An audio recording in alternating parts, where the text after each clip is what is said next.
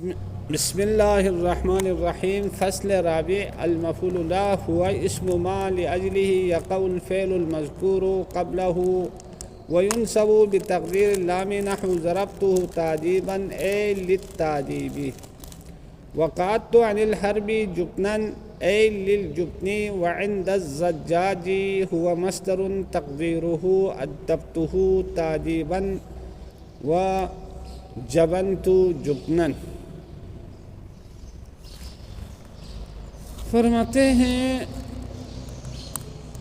مفاعیل خمسہ میں سے چوتھا مفعول مفعول اللہ ہے، اور منصوبات میں سے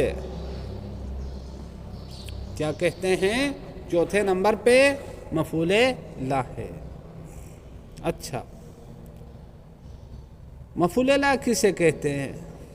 تو خود مصنف کتاب ہدایہ لکھنے والا کہتا ہے المفعول لہ ہوا، یہ مفعول لہ اسم ما، اس چیز کا نام ہے، اس اسم کا نام ہے، لأجلہ، جس اسم کے خاطر، جس اسم کی وجہ سے یقع الفعل المذکور، وہ فعل واقع ہوتا ہے، المذکور، جس فعل کو ذکر کیا جاتا ہے، قبل المفعول لہ، مفعول لہ سے پہلے، قبل مفعول لہ سے پہلے، یعنی اس چیز سے پہلے۔ قبلہ کی ضمیر جا رہی ہے چیز کی طرف، سمجھ میں آئی بات؟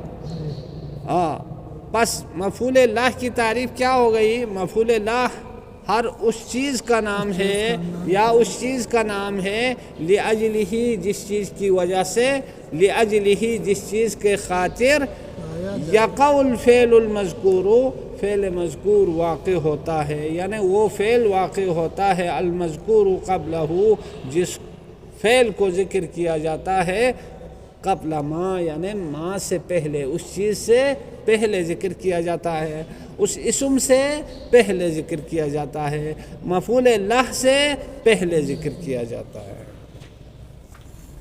آپ سے کوئی بھی پوچھے مفعول لہ کی تعریف کیا ہے تو آپ نے کہنا ہے مفعول لہ یعنی اس چیز کا نام ہے جس کے خاطر وہ ایسا فعل واقع ہو جائے جس فعل کو ذکر کیا جاتا ہے مفعول لہ سے پہلے۔ اچھا، یقع فعل، الفعل یہ فاعل یقع ہے، اور یہ موصوف ہے، المذکور اسم مفعول ثلاثی مجرد ذکر یذکر سے، مذکورن اسم مفعول کا صیغہ مفرد مذکر ہے، ہفتہ اقسام میں صحیح سالم، اور یہ فعل کے لیے صفت ہے۔ پھر یہ صفت موصوف مل کر یقع کے لیے فاعل بن جائے گا، قبلہ مضاف مضاف الیہ، یہ متعلق یقع ہو جائے گا۔ اچھا، آگے فرماتے ہیں وَيُنْصَبُ، اور اس مفعول لہ کو نصب دیا جاتا ہے بتقدیر اللام، ایک لام تقدیری کے ذریعے، ایک لام مقدرہ کے ذریعے نصب دیا جاتا ہے۔ سمجھ میں آئی بات؟ ینصب کے اندر ضمیر ہے، وہ جا رہی ہے کس کی طرف؟ مفعول لہ کی طرف، مفعول لہ کی طرف جا رہی ہے، اور وہ نائب فاعل ہے کس کے لیے؟ ینصب کے لیے۔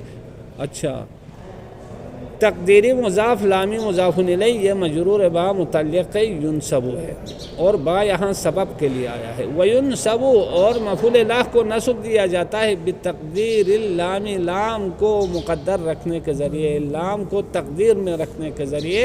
اچھا، اب یہ تقدیر کون سا صیغہ ہے؟ آپ جانتے ہیں باب تفعیل کا مصدر ہے، قدرہ کو باب تفعیل میں لے جائیں تو ماضی معلوم آئے گا قدرہ، اسی سے مصدر آئے گا تقدیر۔ اچھا، نحو ضربتہ تادیبا، میں نے اس کو مارا تادیبا، ادب سکھانے کے خاطر، میں نے اس کو مارا تادیبا، ادب سکھانے کے خاطر، یعنی وہ بے ادب تھا، بے مہذب تھا، اس کو تہذیب سکھانے کے لیے، اس کو ادب سکھانے کے لیے میں نے اس کو مارا۔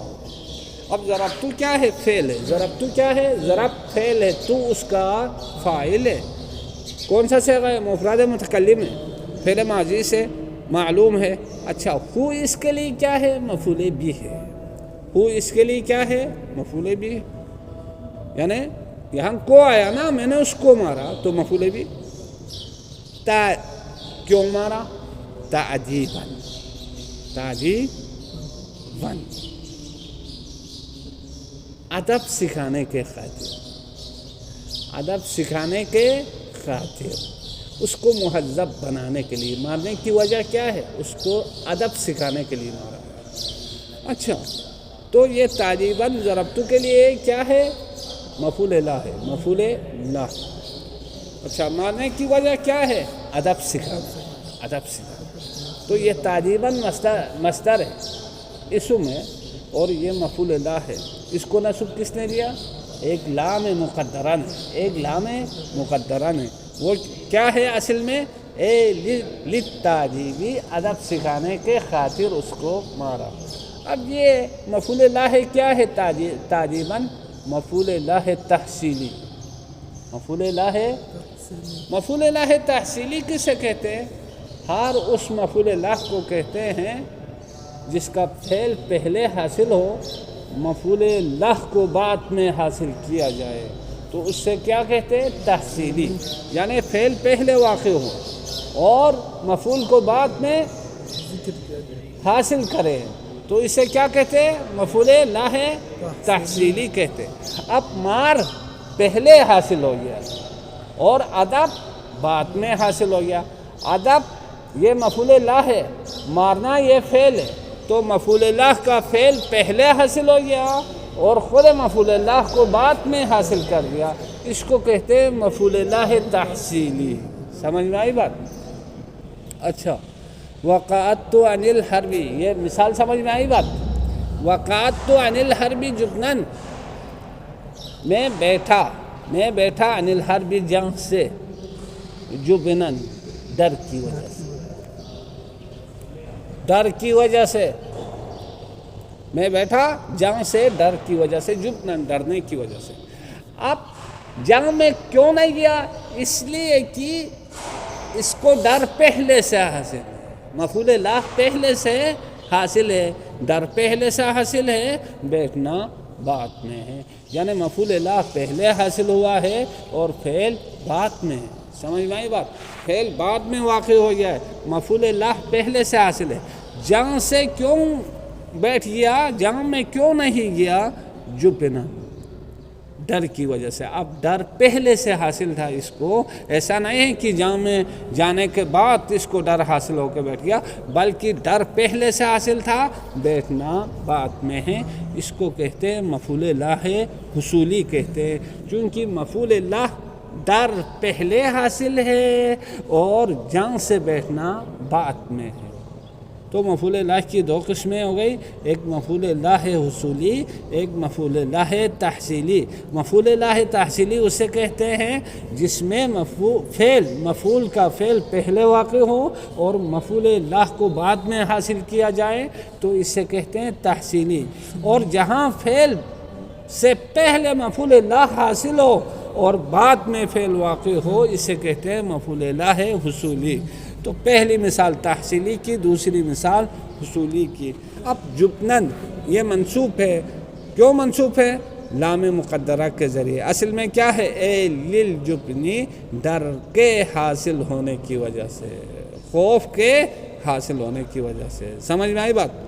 وعند الزجاج، اور زجاج نحوی کے نزدیک، یہ تو مصنف کا نظریہ تھا نا، اب ایک زجاج نحوی ہے، ان کے نزدیک ہوا مصدر، یہ تعجیباً کیا ہے؟ مصدر ہے۔ یعنی کیا مطلب؟ یہ ایک فعل محذوف کے لیے مفعول مطلق ہے۔ مصدر کا مطلب یعنی انہوں نے مصدر کا، اس کا مطلب یہ ہے وہ اس چیز کے قائل ہے، مفعول لا کے قائل نہیں ہیں، وہ کہتے ہیں یہ مصدر ہے۔ جب مصدر ہے تو مفعول مطلق بنے گا، مفعول لا نہیں بنے گا۔ یہ زجاج نحوی کا نظریہ ہے، مصنف کا نہیں ہے۔ مصنف نے تو مفعول لا کے لیے مثالیں پیش کی ہے، لیکن زجاج نحوی کہتا ہے ہوا مصدر، یہ تعجیباً اور جبناً کیا ہے؟ مصدر ہے۔ تقدیرہ، جس کی تقدیری عبارت یوں ہے، ادبتہ تعجیباً، میں نے اس کو ادب سے سکھایا، تعجیباً ادب سکھانا۔ سمجھ میں آئی بات؟ وجبنت، اور میں ڈر گیا جبناً ڈرنا. تو اب کیا ہے یہ تعجیباً زجاج نحوی کے نزدیک یہ کیا کہتے ہیں باب تفعیل کا تعجیباً مصدر ہے اور ادبت اس کا فعل ہے. اس کے لیے یہ مفعول مطلق بنے گا. اور جونت میں جبناً کیا ہے یہ جونت کے لیے مفعول مطلق بن جائے گا اور یہ اس کا مصدر ہے. سمجھ میں آئی بات؟ لہذا یہ مفعول لا نہیں ہے. یہ کون کہتا ہے؟ زجاج نحوی کہتا ہے. لیکن